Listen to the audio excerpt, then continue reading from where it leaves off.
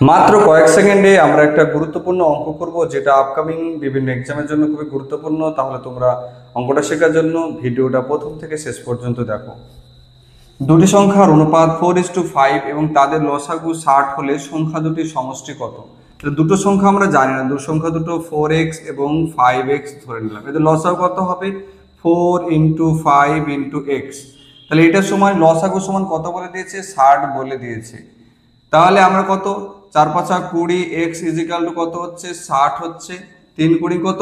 60। তাহলে x is equal two কত হচ্ছে? 3। তাহলে আমরা সংখ্যা দুটো কত কত ধরেছি? একটা 4x, একটা 5x। তাহলে 3 দিয়ে গুণ করলে 3×4 = 12, 5-এর সাথে 3 গুণ করলে 3×5 কত? 15। সংখ্যা দুটি সমষ্টি চেয়েছে, তাহলে সমষ্টি যোগ করলে কত হচ্ছে?